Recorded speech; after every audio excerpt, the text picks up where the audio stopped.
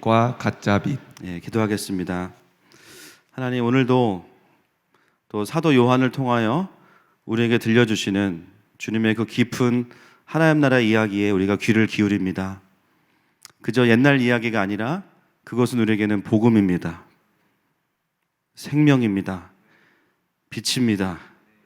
주님, 그 들음 가운데 더 놀라운 역사들을 보게 하시고 믿음의 역사와 또 하나님과 깊어지는 시간으로 축복하여 주시옵소서. 예수님의 이름으로 기도합니다. 아멘. 요한복음 강해의 7번째 시간입니다. 오늘은 9절에서 참빛 두 글자를 가지고 같이 말씀을 좀 나누려고 합니다. 세례 요한은 보냄받은 자였고 또 증언자이고 그러나 그는 빛은 아니었습니다. 우리 또한 보냄받은 자이고 증인이고 그러나 빛은 아닙니다. 그래서 오늘 본문은요, 사도 요한이 뭐라고 시작하냐면 세례 요한은 빛이 아니었지만 참 빛이 있다 이렇게 시작합니다. 그동안은 그냥 빛이라고 표현했다면 9절에서는 바로 그 앞에 이 참이란 단어를 붙여서 한 번 더 예수님이 진짜이시다라는 것을 강조하고 있어요. 이 참이라는 단어는요, 두 가지의 의미가 있습니다. 진짜다라는 의미가 있고요, 그리고 또 하나는 원래 그대로의 원형, 처음 그대로의 원형이라는 뜻도 있습니다. 세례 요한이 빛이 아닌 것을 이야기하면서 참빛을 강조하는 이유는 바로 가짜 빛들이 많기 때문이죠. 누가 봐도 그냥 참빛을 다 확인할 수 있다면 굳이 강조하지 않을 겁니다. 사도 요한이 사역하던 그 초대교회로부터 100년 어간의 시간 동안에도 또 그 이전에 구약의 시대 속에서도 계속해서 뭐가 있었냐면요, 가짜 빛이 있었기 때문입니다. 그 가짜 빛을 만들어내는 존재는 누굴까요? 바로 광명의 천사로 위장한 사단이죠. 그래서 사단의 별명은 거짓의 아비 또는 광명의 천사. 뭡니까?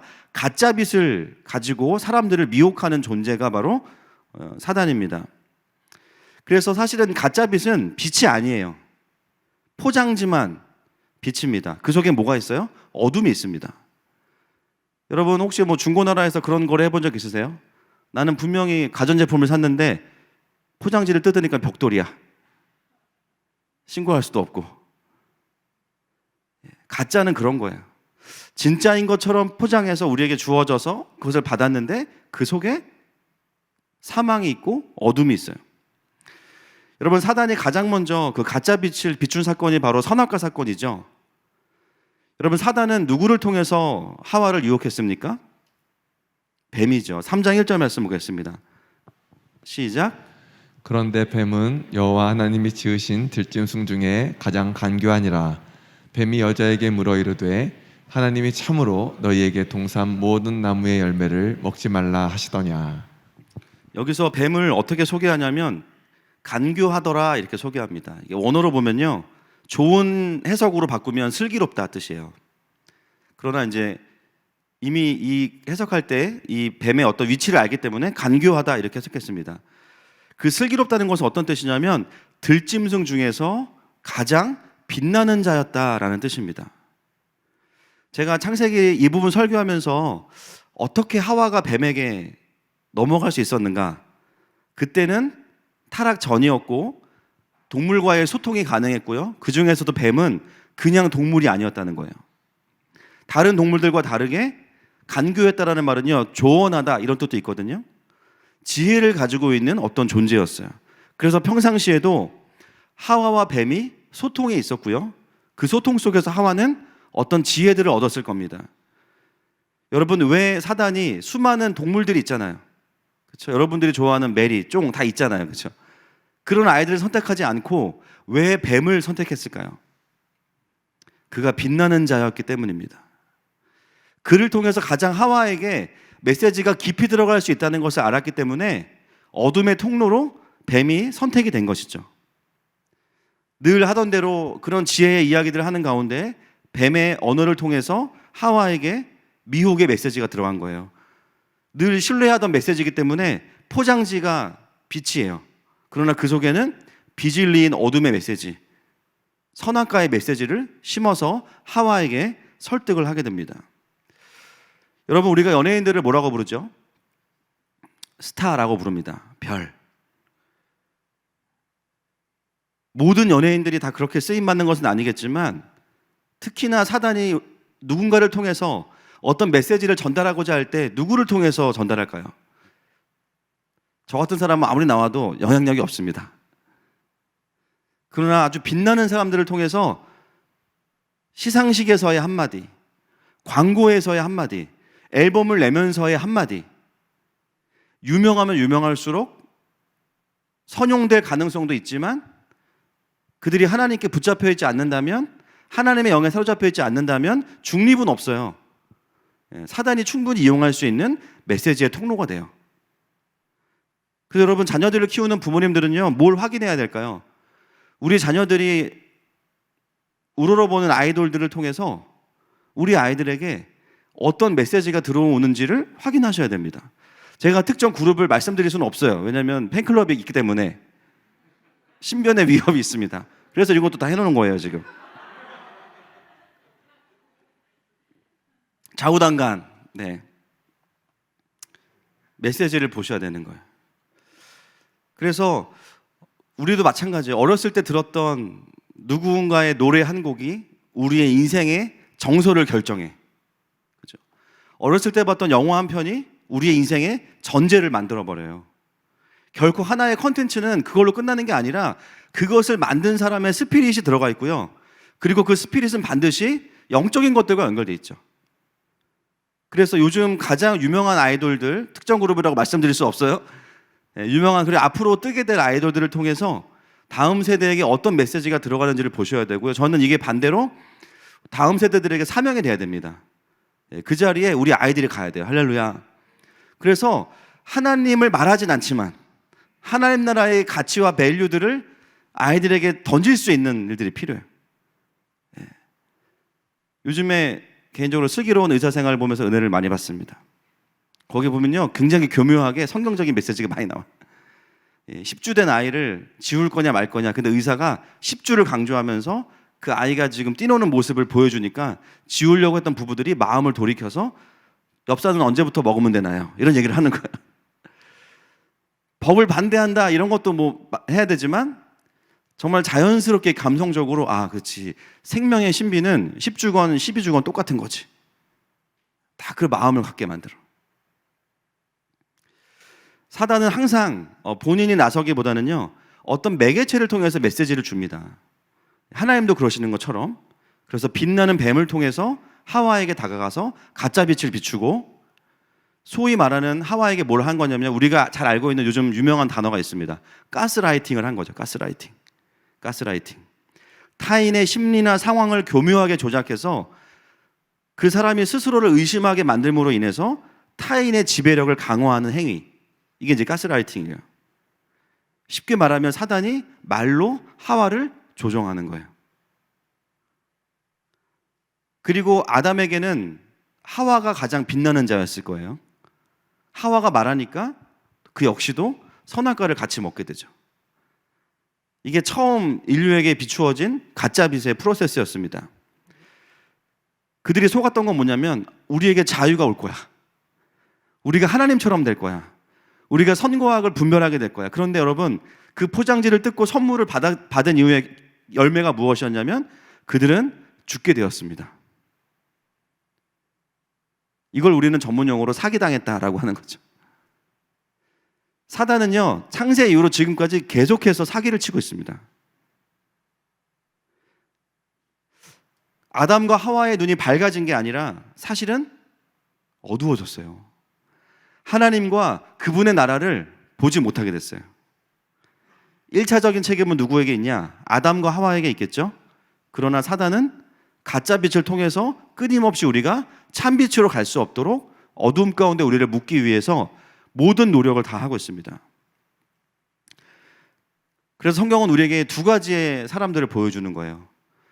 원수들에게 가스라이팅을 당해서 조종당하는 사람들의 피해 사례를 보여주고, 여러분, 하나님은 우리를 어떻게 하실까요? 따라합시다. 그레이스 라이팅. 시작. 사단은 가스라이팅, 하나님은 그레이스 라이팅이에요. 가스라이팅은 우리를 조종해요. 하나님은 우리를 조종하실 수 있지만 조종하지 않으세요. 우리에게 자유를 주셔서 자발적으로 우리가 하나님을 선택하게 만드십니다. 진리를 주셔서. 할렐루야. 그게 그레이스 라이팅이죠. 성경에 보면 가스라이팅을 받는 사람과 그레이스 라이팅을 받는 사람들이 겹쳐서 나오게 됩니다. 그래서 결국은 미혹을 당해서 조종을 당하는 사람들은 당연히 죄를 짓기 때문에 하나님의 심판을 피할 수가 없는 거고요. 그분의 은혜를 경험하는 사람들은 계속해서 그분의 나라를 이어가고 은혜를 경험하는 자리로 가게 됩니다. 그래서 성경은 우리에게 우리들도 스스로를 점검하라 이렇게 이야기하죠. 근데 안타까운 것은 뭐냐면 인간은 자꾸 그 가짜 빛에 속아서 사기를 계속 당합니다. 이게 너무 속상한 일이에요. 그게 진짜인 줄 알고, 그게 하나님인 줄 알고, 그게 생명인 줄 알고 덥석 받았는데 그 포장지 안에는 선악과가 들어있는 거예요. 여러분, 하와만 선악과를 먹은 게 아니라 사실은 가짜 빛을 받아들이는 내내 우리는 뭘 하고 있는 거예요? 계속 포장지를 열어서 선악과를 내가 스스로 먹고 있는 겁니다. 그래서 어떤 일이 벌어지냐면요, 하나님의 백성들, 세상 속에 살아가는 사람들은 당연하고 하나님의 구원을 안다고 하는 사람들마저도 비진리가 마음속에 굉장히 많이 들어와 있어요. 자기의 정체성에 대해서도. 그죠? 그래서 하나님은 사랑하는 딸아, 사랑하는 아들아 이렇게 말씀하시는데 아니야, 나는 그런 존재가 아니야. 왜 그렇습니까? 내가 언젠가 모르게 가짜 빛을 받아들였기 때문이죠. 요즘에 최근에 하나님은 저에게 좀 새로운 마음들을 많이 주시는데요. 그 중에 하나가 뭐냐면 이 땅에 와서 고아로 살아갈 수밖에 없는 청소년들에 대한 마음을 주십니다. 예. 최근에 이제 탈북민 청소년들에게 메시지를 준비하면서 이제 받은 마음인데요. 사실은 고아 자체에 대한 마음도 있지만 더 본질적으로 보면 고아의 마음에 사로잡힌 사람들, 부모가 있지만 고아의 정체성을 가진 사람들, 육체적인 고아도 마찬가지겠죠. 그들 안에는요, 깊은 버림받았음에 대한 정체성이 아주 깊이 들어와 있어요. 하나님은 그들을 통해서 여전히 영광스러운 하나님 나라를 이루어가기 원하시는데 고아의 마음에 잡힌 사람들은 자신들은 그렇게 쓰임받을 수 없다라는 존재적인 메시지를 가지고 있습니다. 사단은 그들을 어둠에 붙잡아 놓고 있어요. 요즘 하나님 주시는 마음이 뭐냐면 그 고아의 마음에 잡힌 사람들을 섬기면서 그 정체성의 싸움을 같이 해줄 것에 대해서 말씀해 주고 계세요. 그래서 저희는 주일학교 사역과 더불어서 다음 세대 사역을 한다라고 할 때는요, 특히나 이 글로벌 리더십들을 키울 때는 정말 육신의 고아들을 좀 섬겨서 먹이고 입히는 거 플러스 그 정체성의 싸움을 해야겠구나. 특히나 북한에서 보내주신 아이들, 다 우리 국민들 아닙니까? 그렇죠? 북한에 있는 국민들. 그리고 중국을 통해 오는 또 탈북민 여성을 통해서 태어난 아이들, 깊은 상처들이 있어요. 중국에서 태어나서 자기가 중국 사람인지 또 북한 사람인지 헷갈리는데요, 엄마가 도망 나오면서 아이들을 데리고 옵니다. 그리고 엄마가 또 결혼을 해요. 또 자녀를 낳기 때문에 이 아이들은요, 자기가 누군지를 알 수가 없어요. 삶도 고되지만 하나님에 대해서는 더더군다나 부정적일 수밖에 없어요. 하나님이 살아계시면 나는 누구냐는 거죠. 단순히 그들에게 생활비를 주고 안락한 잠자리를 제공하는 것 필요합니다. 그러나 그것만 가지고는 그들을 일으킬 수가 없어요. 그들 마음 안에 있는 그 고아의 마음을 다시 하나님 나라의 리더십으로 바꿔주는 진리의 싸움이 필요합니다.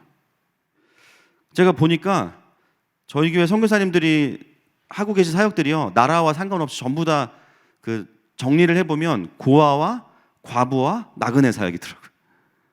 고아와 과부와 나그네. 근데 그 사역의 핵심은 피딩, 먹이고 입히는 거 기본적으로 해야 됩니다. 그러나 거기서 끝나지 않고요, 뭘 해야 되냐면 그들이 누구인지, 이 마지막 때에 어떤 정체성을 가지고 하나님께서 왜 모세를 구원하셔서 이스라엘 백성을 구원케 하셨는지, 이 진리의 싸움을 해줄 때 자신들의 영적인 자리를 찾아가게 되고 거기서 하나님이 주시는 공급을 경험하겠죠. 결국 우리를 돌아보고 이 세상을 돌아보면 정말 많은 사람들이 가짜빚에 의해서 잡혀서 살아갑니다. 여러분, 이 가짜빚의 핵심은 한 가지입니다. 선악과 사건이에요. 그냥 사람이 하나님이 되고자 하는 마음이에요. 내가 선악의 기준이 되고자 하는 마음. 프로타고라스가 말했던 것처럼 인간이 만물의 척도다. 아니요, 인간은 죄인입니다. 인간이 타락한 인간이라는 말을 빼놨기 때문에 인간의 객관적이고 선하다라고 전제하는 것 자체가 하나님 나라와 맞지 않아요. 그렇기 때문에 타락한 죄성마저도 권리로 인정받기 원하는 것 자체가 기준이 될 수가 없는 거예요. 그런 나라는요, 아비규환이 될 수밖에 없습니다. 서로가 자기의 죄성과 모든 것들을 권리로 요구받기 원하기 때문에. 그래서 결국은 이 가짜빚의 본질은 뭐냐면, 이 세상을 창조하시고 다스리시는 하나님의 말씀과 계시에 의존해서 살아가는 삶을 거절하고 내가 기준이 되는 인생을 살겠다. 이게 가짜빚의 본질이에요. 우리가 이걸 뭐라고 부르죠? 인본주의라고 부르는 겁니다. 휴머니즘 또는 휴메니테리어니즘이라고 불러요. 이 용어는 19세기에 나왔지만 19세기에 이제 르네상스 이후에 문예부흥 시대를 쭉 끝내고 나서 19세기의 철학자들이 그 시대를 정리하면서 붙인 이름이 인본주의라고 합니다. 그들이 뭐라 그랬냐면요, 인간들에게 중세시대의 암흑기가 끝나고 빛이 비쳤다 이렇게 이야기해요. 이 빛은 어떤 빛입니까? 참빛입니까? 가짜빛입니까? 가짜빛이죠. 그들은 복음을 말하지 않거든요. 하나님을 말하지 않거든요. 그러나 그 인본주의의 시작은 15세기 이후가 아닙니다. 창세기 3장부터 이미 있었어요. 개인적으로, 시대적으로. 그리고 그것들이 집결되면서 하나의 운동으로 드러났던 일들이 곳곳에 있어요. 가장 먼저 있었던 인본주의 운동이 가인의 애녹성이죠. 그리고 바벨탑, 그리고 하나님을 전제하지 않는 구약의 열방들, 그리고 그리스와 로마. 이러한 하나님을 기준으로 삼지 않고 사람을 기준으로 하고 살아가는 모든 흐름들 가운데 바로 가짜빚의 역할들이 있는 것입니다. 많은 분들이 이 가짜빚을 이야기하면서 주로 설명하는 부분들이 뭐냐면 기독교 이단을 많이 얘기하세요. 뭐 삼위일체 논쟁에서도 양성론자, 단성론자가 있었고, 또 우리가 지금도 곳곳에 이단이 있죠. 신천지, 안상홍, 뭐 JMS. 또 제가 늘 말씀드리지만 우리나라에 현역으로 뛰시는 예수님이 20분 계시고, 하나님 어머니 한 분 돌아가셨고. 물론 이단은 당연히 이단이죠. 근데 누가 봐도 가짜입니다, 이단은. 누가 봐도 저분이 우리를 구원할 것 같지 않아요. 그죠? 이만희 씨가 우리를 구원할 것 같아요. 일단 본인이 구원이 안 됐잖아요, 지금. 감옥에서. 쉽지 않죠. 사실은 이단보다 우리가 더 깊이 들여다봐야 될 이단이 뭐냐면요, 우리의 참빛을 빼앗아가는 가짜빛의 본질인 인본주의입니다. 교묘하게 교회 안에 스며들어서 하나님을 경외하지 못하게 하고 하나님 기준이 아니라 내 기준으로 살게 만드는 거예요. 인간이 하나님이 되고자 하는 것, 내 기준으로 선악을 판단하고자 하는 것, 나의 선택적 공의로 세상의 공의를 세우고자 하는 것. 우리가 돌아봐야 될 것은 뭐냐면 인본주의적인 사고의 신앙을 가지고 있으면서도요, 이게 인본주의인지 모르는 사람들이 많다는 거죠. 내가 틀린 것 같지 않은데 이상하게 하나님하고 별로 안 친해져. 거리가 계속 유지가 돼. 여러분, 진리는 분명한 겁니다. 복잡한 게 아니에요. 아멘이십니까? 진리는 우리를 자유케 해요. 근데 내가 가진 진리가 정말 나에게 그런 역할을 하고 있는지를 돌아보셔야 됩니다. 여러 가지 이유가 있을 수 있지만 그러지 못하게 하는 이유 중에 하나가 뭐예요? 내 안에 중간중간 끼어들어와 있는 인본주의 때문이에요.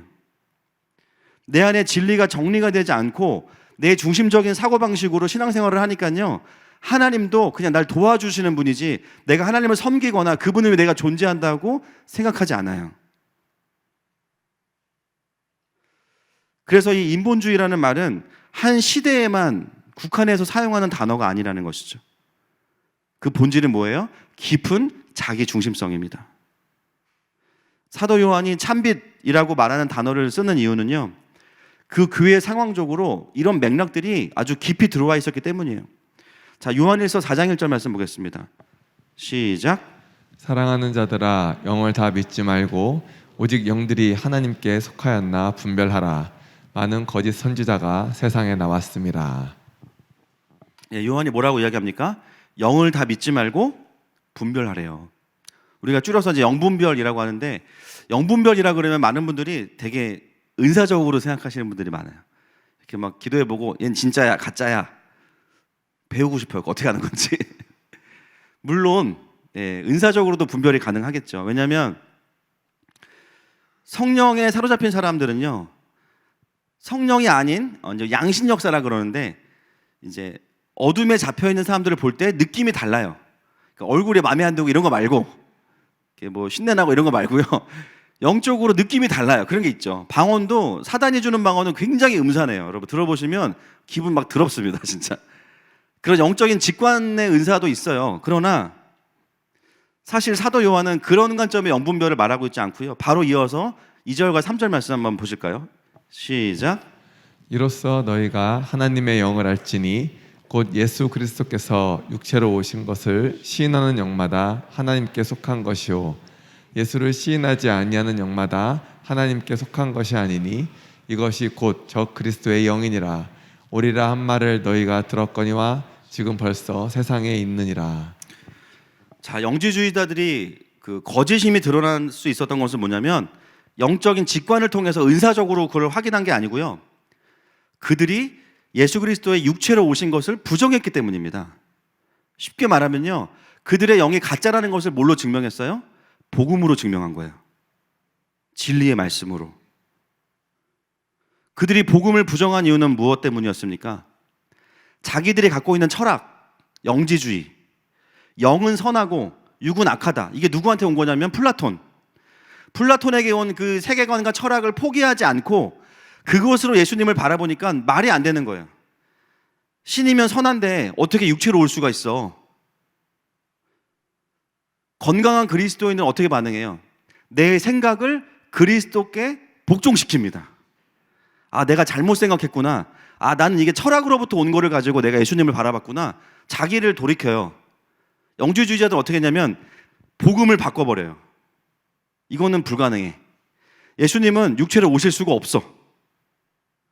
자기들의 철학과 기준에 맞추어서 복음을 바꿔버리고 말씀을 부정하고 부분적으로만 말씀을 받아들입니다.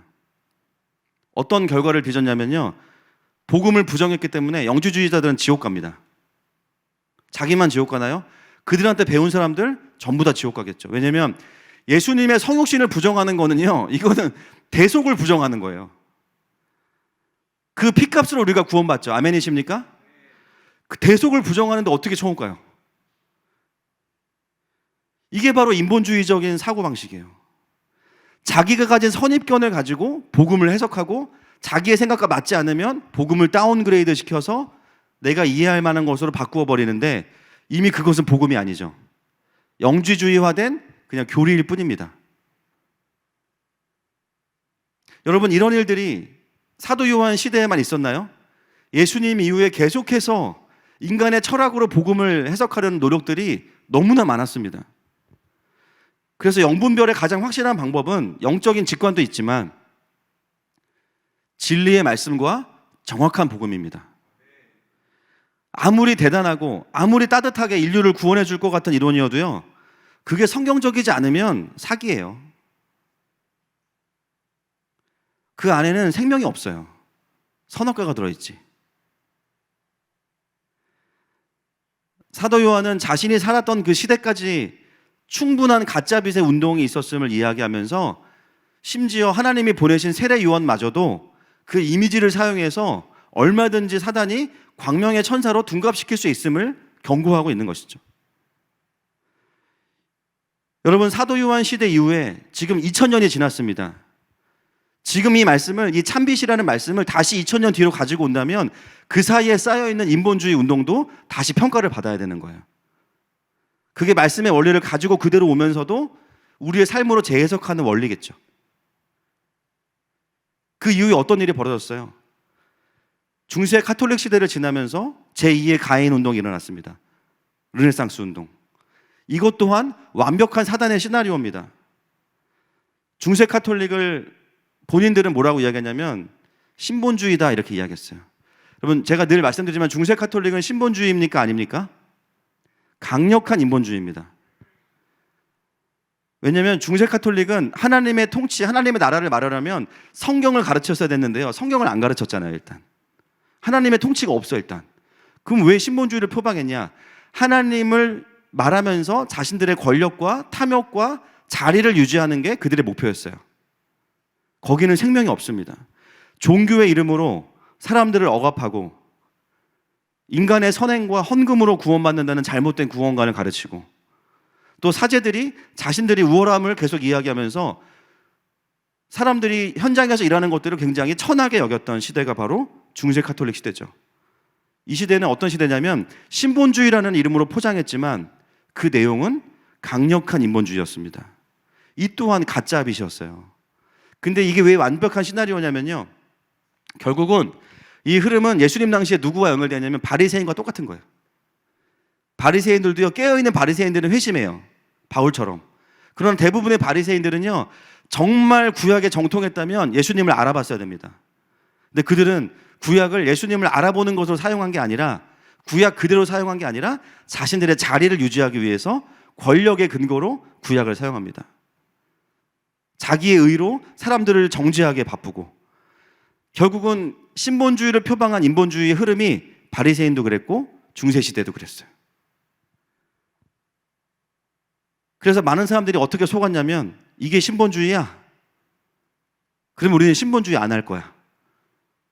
사람들을 회복해야 돼. 인간성을 회복시켜야 되고 인간의 이성을 회복시켜서 합리적으로 우리가 인간을 좀 살려보자. 이래서 일어난 운동이 르네상스 운동입니다. 소위 말하는 문예부흥 운동. 근데 이 모습이 언제나 똑같냐면요. 가인의 에녹성과 똑같아요. 문화와 음악과 기술의 발달. 왜 그렇죠? 하나님 없이 사람을 구원해야 되니까 그 공허함을 채울 길이 없어요. 여러분 진짜 미인들은 화장을 많이 안 합니다. 할렐루야. 뭐 다 그런 건 아니지만 자신이 있으니까 그죠? 한 듯 안 한 듯 뭐 이런 거죠. 왜 그렇게 가인의 에녹성은 화려해야만 했을까요? 왜 르네상스 운동은 그렇게 문예부 운동으로 일어나야 했을까요? 하나님 없이 자신들의 공허함을 포장하기 위해서는요, 인간을 위로할 가짜 위로들이 엄청 많이 필요해요. 뭐 음악 미술에 틀렸다는 게 아닙니다. 원래 음악과 미술과 기술은요 뭐냐면 하나님의 아름다우심과 하나님의 마음을 풀어내는 것이 그 본래 목적이에요. 음악도 듣지 마세요. 그게 아닙니다. 근데 그게 사람의 공허함을 채우는 것으로 잘못 사용되었다는 거예요. 신본주의를 표방했던 인본주의에서 반항해서 완전한 인본주의로 진자운동을 하게 만들었지만 사실 이것은 큰 의미에서 보면 전부 다 인본주의입니다. 그래서 르네상스 시대에는요, 모든 학문에서 하나님을 제외시키고 인간의 욕망을 전부 다 권리로 인정해주고, 그래서 그때 나온 소설들 보면 정말 음란한 소설들 진짜 많아요. 보카치오의 데카메론 막 이런 것부터 해서 갑자기 그동안 금기시됐던 것들 다 풀어냅니다. 그게 인간성의 회복이 아니라 인간의 죄성을 다 그냥 풀어내는 거예요. 그리고 인간의 이성을 강조하는 합리주의와 계몽주의가 나오죠. 포장지만 바뀌었죠? 전에는 포장지만 신본주의였어. 이제는 뭐냐? 포장지도 없어. 그냥 대놓고 인본주의야. 그래서 르네상스가 제2의 가인 운동인 거예요. 너무나 소름 끼치는 건 뭐냐면요, 중세 가톨릭과 르네상스가 반대되는 운동인 것 같은데요, 하나님 나라의 관점에서 조망해 보면 이거는 사단의 짜고 치는 고스톱입니다. 사람들을 완벽하게 속였어요. 그 속에서 완전히 가스라이팅이 된 거죠. 근데 진짜 놀라운 건 뭐냐면 그 역사 속에서 하나님은 그냥 계시지 않아요. 참빛을 비추십니다. 그게 바로 종교개혁인 거예요. 똑같은 중세 가톨릭을 경험했던 신부들 중에서 마틴 루터 같은 사람들이 인본주의로 돌아가지 않고요, 뭐라고 이야기해요? 말씀으로 돌아가자. 오직 믿음, 오직 은혜, 오직 그리스도. 마틴 루터가 참빛이 아니라 그를 통해서 인류의 역사에 하나님이 계속해서 진리를 말씀해 주신 거예요. 가짜 신본주의 하지 말고 진짜 회복은 하나님의 생명의 말씀 앞으로 돌아가는 것이다. 진짜 킹덤을 이야기하는 그룹이 계속해서 있어 왔다라는 거예요. 그래서 여러분 중세시대 이후로는 그전까지도 인본주의 흐름이 있었지만 중세시대 이후로는 좀 더 그 흐름이 명확해졌어요. 신본주의적 흐름을 가진 그룹과 그 다음에 인본주의적인 흐름을 가진 그룹이 명확해진 겁니다. 그래서 고전을 읽어봐도 여러분 자녀 교육한다고 막 고전 읽히시는데요, 확인하셔야 된다니까요. 이게 인본주의 고전인지 신본주의 고전인지. 그래서 같은 고전이어도 창조론과 진화론이 완전히 다른 거예요. 진화론이 르네상스 시대에 나왔잖아요, 그렇죠? 고대 그리스 로마의 철학을 가지고 오면서 하나님 없이 이 세상을 설명해야 되니까 기원부터 설명해야 된다. 그래서 진화론이 나온 겁니다. 고대 철학자들의 이론을 가지고 와서, 그리고 그걸 기반으로 루소가 나오고 헤겔이 나오고 막스가 나온 거죠. 죄송합니다, 아침부터.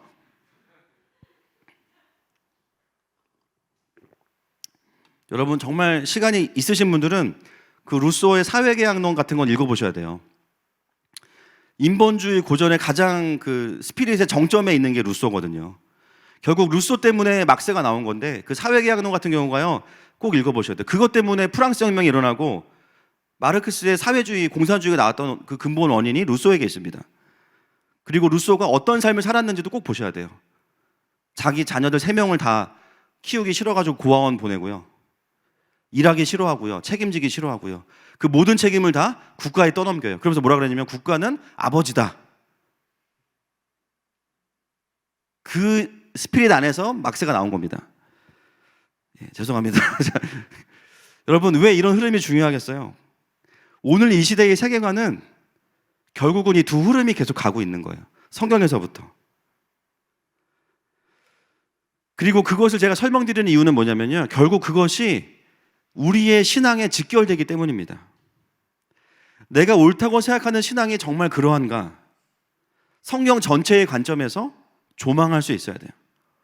만약에 내가 고민해보지 않고 그냥 좋은 말 같아, 그냥 인간적인 말 같아, 그래서 받아들였다면 죄송하지만 그게 인본주의적인 사고방식이라면 내가 내 영혼에게 선악과를 계속 먹이고 있는 거예요.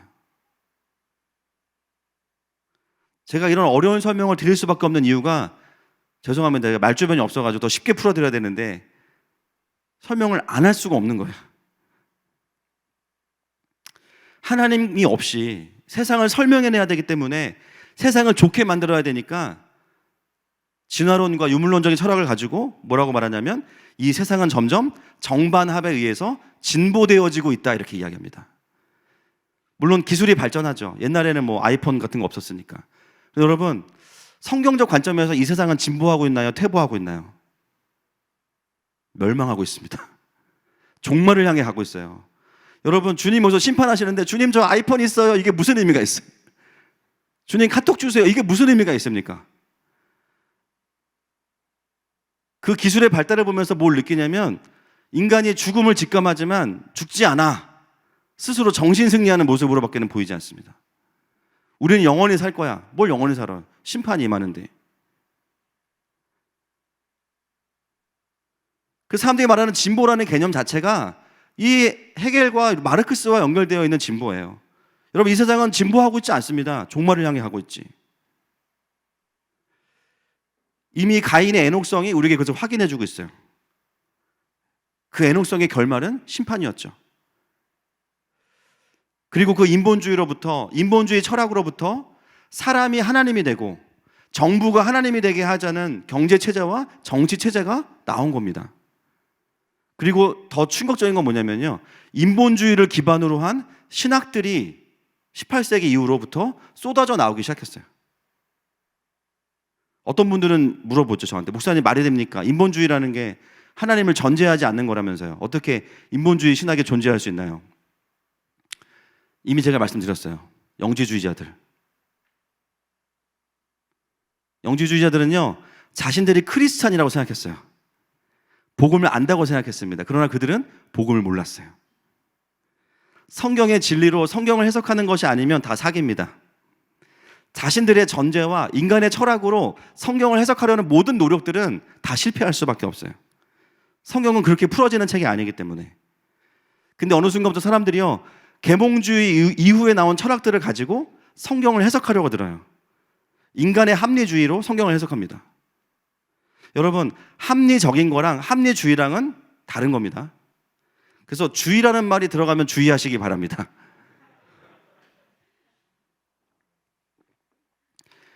주의를 빼면 좋은 거예요. 율법주의 안 좋아. 통합성을 잃어버려. 율법 좋은 거예요. 복음주의 물론 많이 나쁜 건 아니지만 주의가 들어가는 순간 인테그리티를 잃어버려요. 제가 늘 강조하는 게 뭐냐, 하나님 나라는 어떤 이즘이 아니에요. 그냥 성경 전체지. 할렐루야. 우리는 어떤 주의를 표방하지 않습니다. 사람들이요, 합리주의를 가지고 성경을 보니까 합리주의는 뭐냐면요, 내가 이해되지 않는 거는 다 인정하지 않겠다 이거예요. 경험주의. 베이컨의 경험주의. 그러니까 뭐 성경을 보는데 기적이 보여요. 기적 없어. 이건 비유야. 남는 게 뭐예요? 내 이웃을 내 몸같이 사랑하라. 네가 대접받고 싶은 대로 섬겨라. 윤리만 남는 거예요. 이게 무슨 신학이죠? 자유주의 신학입니다. 인본주의에서 나오는 이 모든 언어들은 다 반대로 해석하시면, 자유주의 신학을 반대로 해석하면 죄에 묶어두는 구속신학이 되겠죠.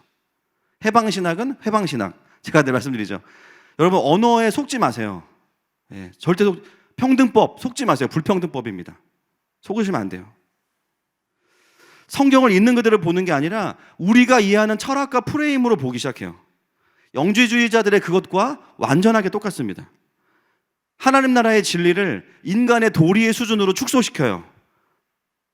기독교가 아니고 윤리학이 돼버리죠. 마르크스의 계급혁명론으로 성경을 봅니다. 그걸 우리가 뭐라고 불러요? 해방신학이라고 부르죠. 1960년대부터 들어와서 지금은 이름이 바뀌었어요. 해방신학이 아니고 진보신학이라고 이름을 바꿨습니다. 성경을 계급론과 유물론으로 봅니다. 성경에 나오는 모든 관계들을요, 하나님 앞에서 은혜가 필요한 죄인과 구원받은 의인으로 보는 게 아니라 그게 성경의 사람을 보는 기준인데요. 어떻게 보냐면 부자와 가난한 자, 남성과 여성, 다수와 소수, 유대인과 이방인의 차별, 용납과 혐오. 그 논리로 성경을 보면 부자는 다 지옥 가야 돼요. 그럼 이제 어떻게 돼요? 어디부터 부자냐?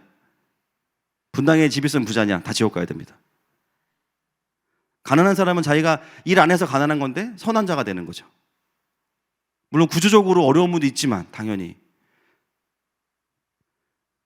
남성과 여성, 남성은 다 지옥 가야 돼요. 여러분, 요즘 초등학생들이 어떤 스트레스를 받고 있는지 아세요? 학교에서? 남자와 여자아이가 싸우잖아요. 무조건 남자가 여자한테 사과해야 돼요. 왜 싸웠는지, 누가 잘못했는지 그게 중요한 게 아니야. 네가 남자고 잠재적 가해자니까 네가 이런 정서가 지금 이 사회적으로 많이 풀어져 있어요.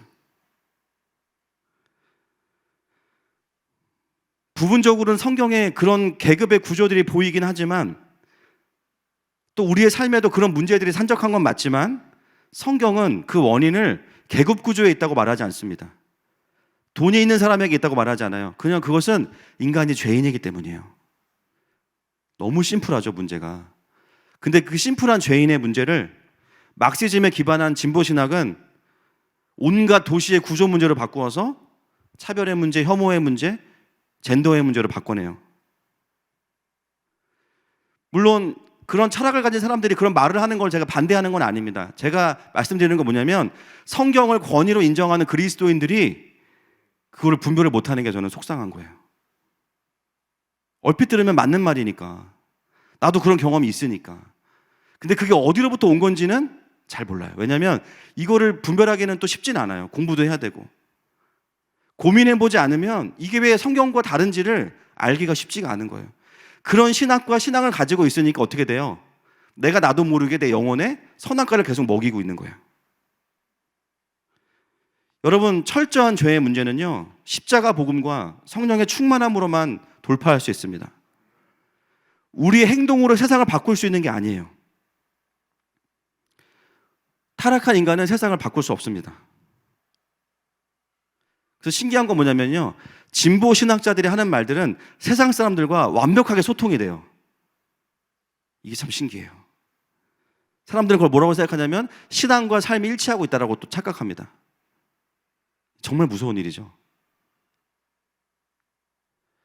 제가 이번에 그 재정 강의를 준비하면서 유튜브에 이제 가장 많은 조회수를 기록한 성경적 재정관에 대한 강의들을 좀 찾아듣는데요. 제가 진짜 충격받은 게 뭐냐면 조회수가 가장 많은 재정 강의가 그냥 딱 들어도 마르크스의 유물론으로 재정을 강의한 거예요, 성경을.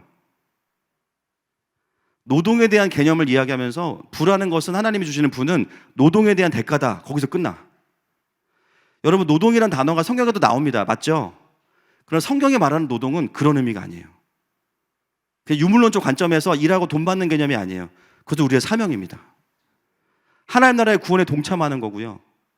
성경 전체를 통해서 하나님 나라의 영적인 원리와 가치들을 그 위에 같이 이야기해 줘야 되는데 그냥 유물론 그 자체로 끝나요. 더불어 잘 사는 세상을 만드는 게 하나님께서 원하시는 거다. 너무나 복음인 것 같은데 결정적으로 중요한 생명이 다 빠져 있어요.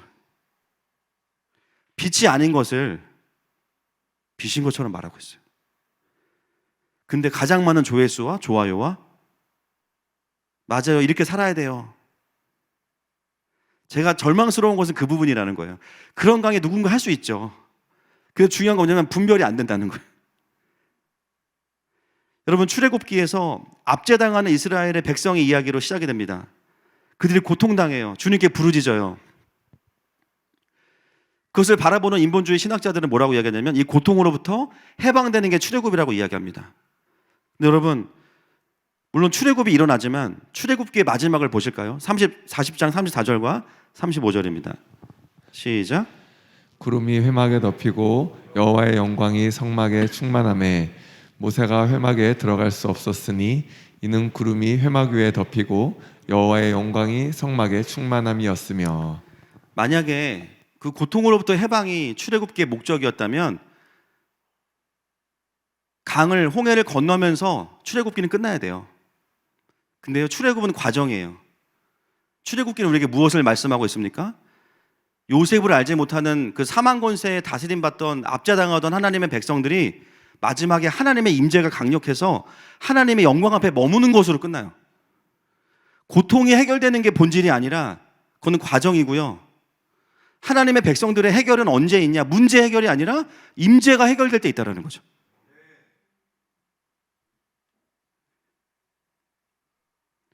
성경을 진보신학이 다 바꿔놨어요, 지금. 사람의 기준으로, 철학으로 성경을 해석하기 때문에 진짜 하나님의 나라를 볼 수가 없어요. 여러분, 우리의 삶의 문제와 고통은 계속 올 겁니다. 저도 계속 와요. 목이 쉬어가지고 지금 어제 무건 수행했는데도 지금 그나마 이 정도인 거예요. 다음 주 큰일 났습니다, 지금. 결국 하나님의 백성들의 삶의 문제 해결은 언제 있는가? 내 삶의 사망 권세가 물러가고 하나님의 임재가 회복될 때 있는 거예요. 고통이 있어도 고통 중에도 하나님의 경륜을 이해하고 고통 속에 숨겨져 있는 하나님의 그 뜻을 받아들이고, 왜냐하면 고통 자체가 하나님의 주권 아래 있음을 인정하는 것이기 때문에 회개하거나 성숙하거나 소망을 이루거나 그 시간을 지나가게 하신 하나님과 동행하는 게 하나님의 뜻이에요. 여러분, 이 땅의 기아의 문제 해결하실 수 있습니까? 못합니다. 우리 가정의 문제도 지금 버거운데 어떻게 남의 문제를 해결해요?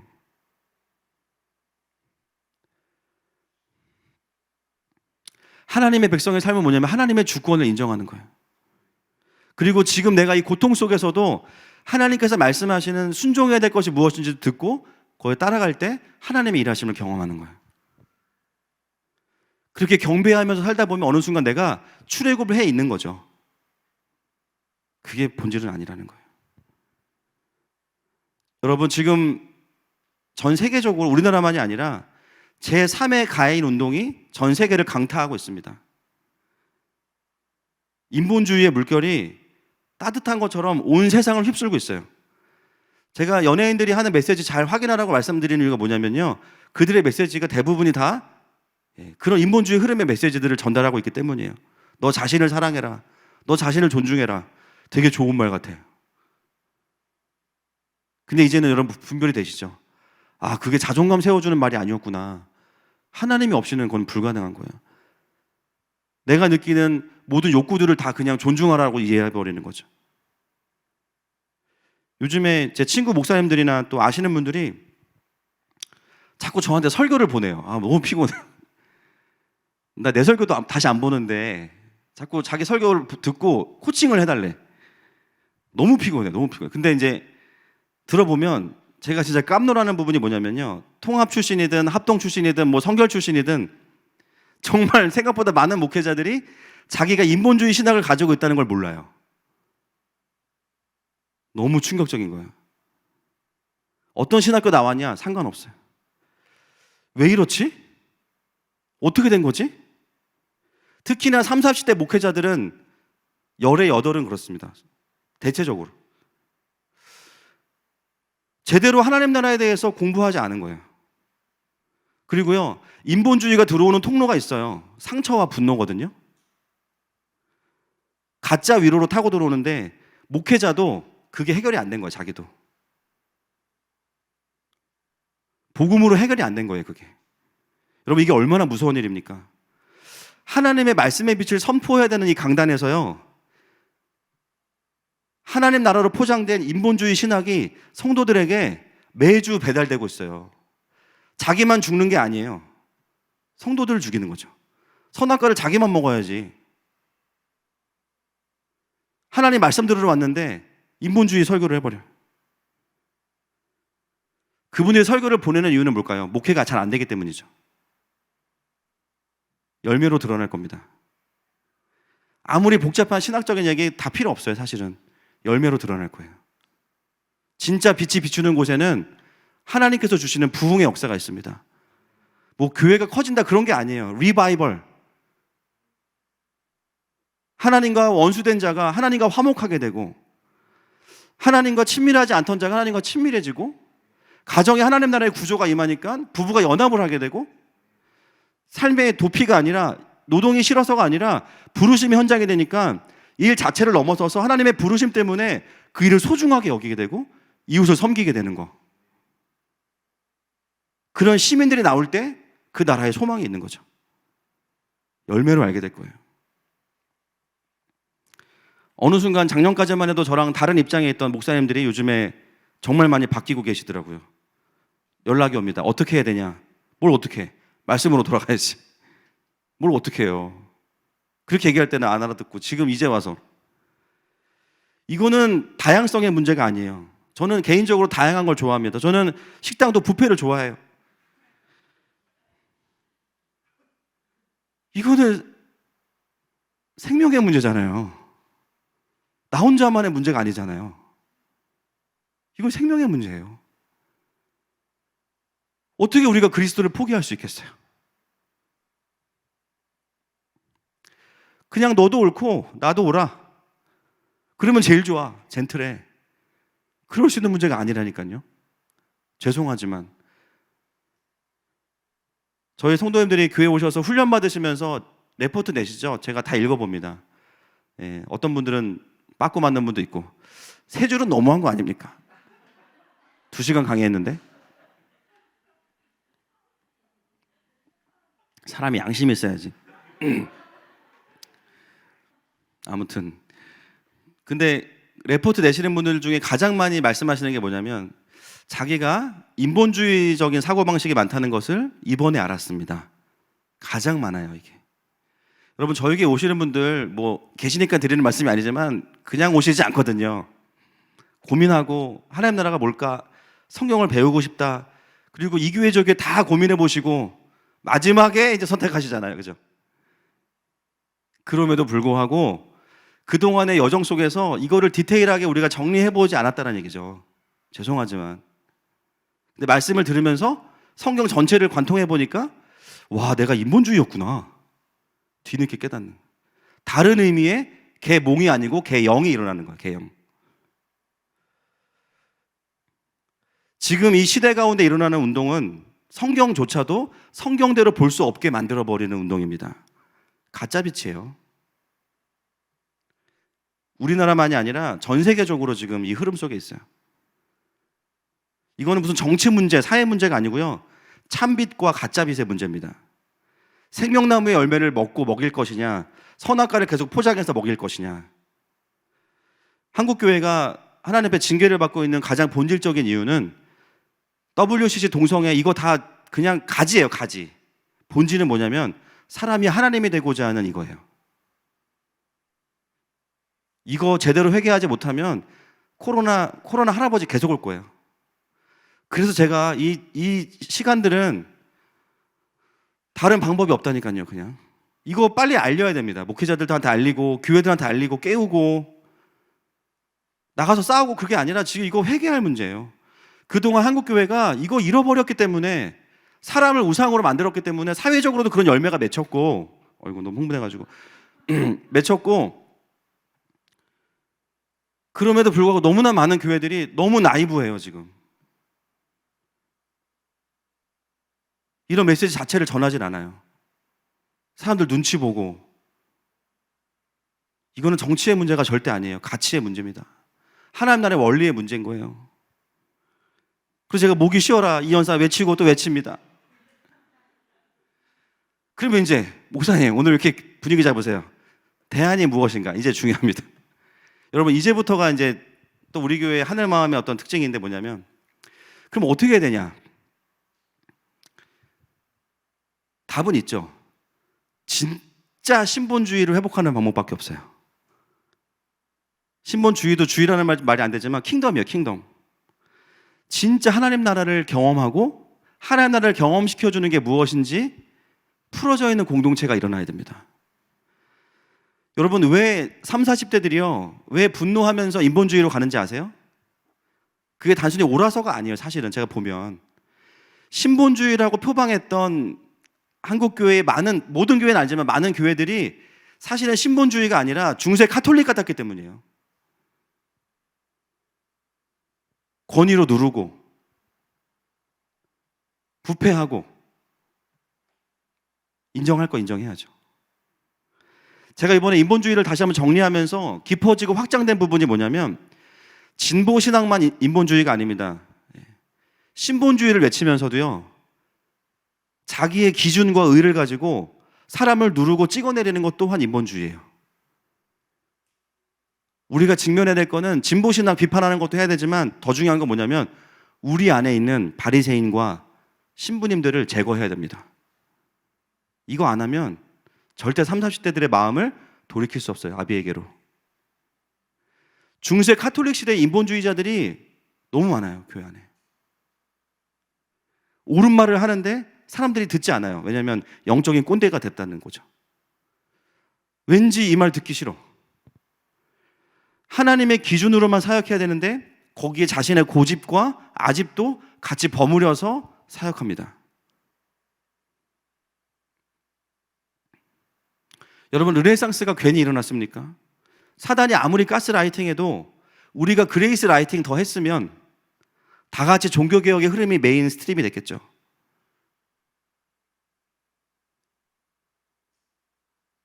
그거 놓친 거예요. 지금 교회들이 왜 이렇게 분열됐어요? 신본주의를 외치는 사람들은 정당성을 얻었기 때문에 진보주의에 있는 사람들한테 막 비판해요. 우리는 성경적이고 너는 비성경적이야. 근데 그 목소리 안에 정말 긍휼이 있습니까? 정말 그들을 돌이키기 원하는 마음이 있습니까? 우리 안에 그 중세 카톨릭 같았던 교회의 모습들에 대한 깊은 절절한 회개가 있었나요?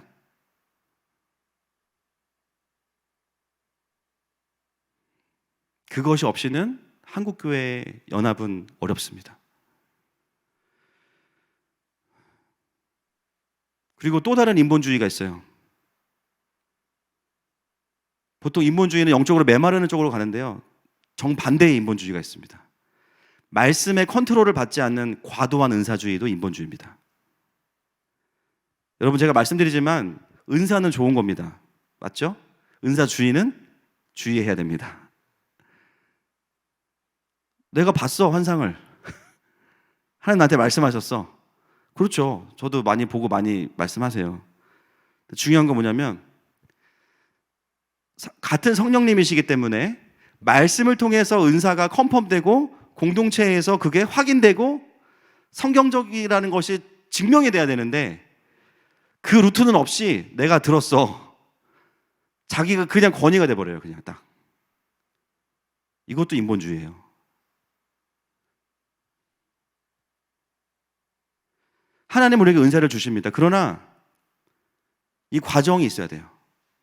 공동체 몸 안에서 권위자와 말씀의 원리와 그리고 그 주신 환상과 기도가 열매, 증험함이 있어야만 그게 확증되는 거예요. 우리 교회는 은사를 사모합니다. 그러나 은사주의는 아닙니다. 우리는요, 성경에 가면 거기까지 가는 게 우리의 목표예요. 그래서 내가 들은 음성, 환상, 하나님이 주신 대원의 마음들 성경적인지 봐야 되고요. 그래서 말씀과 성령은 같이 갈 수밖에 없는 거예요. 그게 분리되는 게 아닙니다. 이 프로세스를 거칠 때 우리에게 주신 은사들이 사람들을 살리는 기름 부으심 있는 무기로 사용되는 것이죠. 이 과정은 없고 내가 받았으니까 맞을 거야. 우기는 건 아니에요, 사실은. 여전히 하나님의 권위를 이용해서 내가 들은 경험한 것을 내 기준을 그냥 주장하는 것이죠. 사실은 제가 이 인본주의에 대한 부분들을 더 좀 정리하면서 이미 제가 마르크스 얘기는 많이 했잖아요. 마르크스가 저 진짜 싫어할 거예요, 아마. 마르고 닳도록 했기 때문에 뭐 어떻게? 근데 만나기는 어렵죠. 저는 처음 갈 거니까. 하여튼 뭐 더 확장될 필요가 있다는 거예요. 그동안 교회와 목회자, 저를 포함해서 우리가 전하는 복음이 참 빛이라고 하기에는 너무 협소하고 너무 작았어요.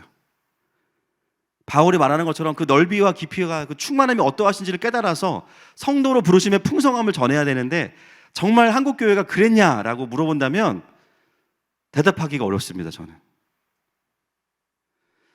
진짜 신본주의를 경험해보지 못하니까 뺏기는 거죠.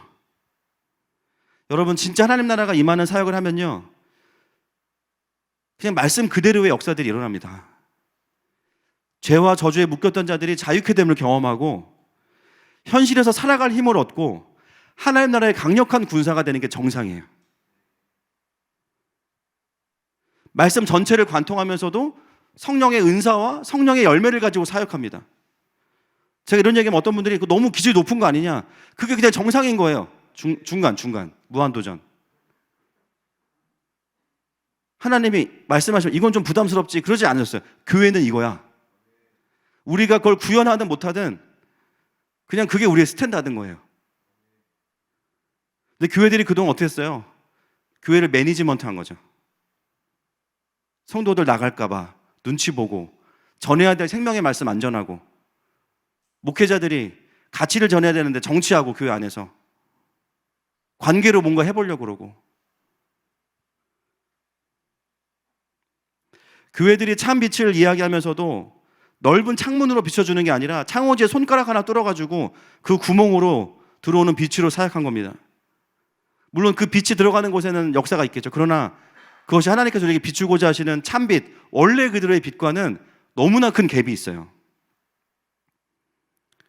안전한 복음 말하면서 이거 안 되고 저거 안 되고, 안전한 복음이 아니라 안전하는 복음이 된 거예요, 그냥. 왜일까? 사역을 한다는 사람들이 본인도 하나님 나라가 뭔지 몰라서 그래요. 자기도 하나님 나라를 경험해 본 적이 별로 없어요. 여러분, 제가 진보 신학자들의 강의들을 요즘 진짜 많이 듣습니다. 저는 확인 안 한 얘기는 안 해요, 일단. 너무 힘들지만 다 듣습니다. 근데 제가 들으면서 너무 이제 막 그 화가 나는데 도전받는 게 하나가 있어요. 뭐냐면, 한잔하고 얘기해야 돼. 목을 아껴야 되는데 이거 큰일 났다, 이거. 몇 시죠? 이분들은 답도 아니지만, 성경적인 얘기도 아니지만 답을 주려고 노력한다라는 거예요. 그거 하나 제가 도전받아요. 야, 저렇게 화 안 내고 따뜻하게 예수님처럼 잘 삽시다 이렇게 얘기할 수 있구나. 근데 신본주의를 말하는 사람들은 화내고 몰아붙이고 설명 안 해주고, 그러니까 네가 안 되는 거야. 듣고 싶지 않은 거죠. 진짜 진리가 자유케 되는 게 무엇인지를 경험시켜줘야 되는데 그 노력보다는 너무 빨리 판단하기 바빠요. 사실 이걸 다 공부해서 그럼에도 나는 진보 신학이야 라고 말할 수 있는 그리스도인은 제가 봤을 때 없어요. 그렇지만 현상적으로 정서적으로 싫은 거예요. 제가 말씀을 준비해 놓고 하나님 앞에 머물렀어요. 하나님, 톤이 너무 셉니다. 이번 주에 어떻게 합니까? 그냥 가야지 뭐. 근데 그 다음이 저는 뭐였냐면 하나님 저에게 물어보시는 거예요. 성모가, 네, 너는 진짜 신본주의자니? 말문이 턱 막혔어요.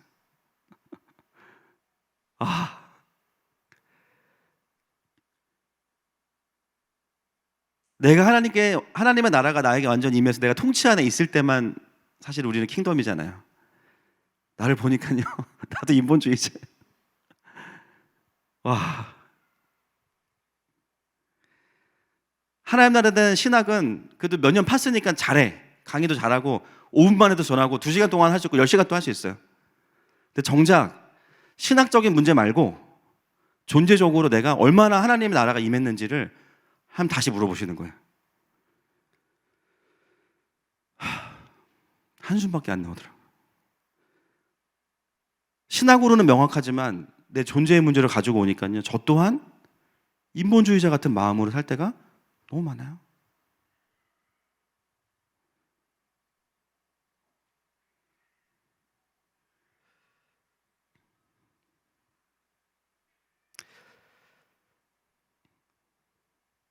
여러분, 우리 각자가 무엇을 돌아봐야 됩니까? 우리 교회는 신본주의 교회구나. 그럼 인본주의 교회는 나쁜 거네. 그건 설교의 절반도 안 들으신 겁니다.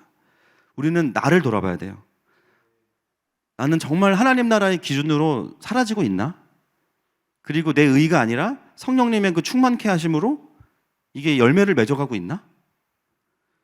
그리고 내가 가진 신학과 신앙이 나의 어둠을 밝혀서 하나님께로 가게 하는 진짜 그 하나님 나라의 건강한 신앙인가? 수많은 사람들이 하나님의 나라를 말하면서요, 본인의 언어에서 항상 뭐가 먼저 나오냐면요, 내가. 하나님이가 아니에요. 내가 기도했고, 내가 헌신했고, 내가 수고했고, 내가 애썼고, 그러니까 난 보상받아야 되고. 하나님이 은혜 주셔서가 아니라 내가 들었고. 우리가 이 복잡한 역사와 신학 다 모른다고 쳐도, 갑자기 허무해지네요. 다 알고서라도 내 인생의 주어가 여전히 내가라면, 여러분 죄송하고 외람되지만 우리는 인본주의자입니다. 신본주의를 표방한. 다른 사람은 나의 신학을 듣고 돌이킬 수도 있겠죠. 중요한 건 뭐냐면 나는 나에게 여전히 선악과를 먹이고 있는 거예요. 그래서 성장이 더디고 회복이 더딘 거예요. 나의 구원도, 나의 사명도, 이 땅의 회복도 오직 그리스도의 참빛이 아니면 불가능합니다. 그리고 내가 그 빛에 사로잡히면요, 하려고 하지 않아도 내 주변에 있는 인본주의적인 세계관들이 저절로 무너져요. 아이고, 무너질 뻔했네. 저절로 무너집니다.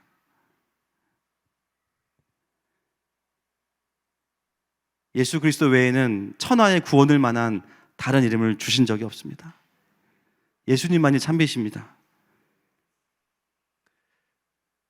이 거대한 흐름 속에서 사도 요한은 오늘 우리에게 참이란 단어 한 글자를 선택을 한 겁니다.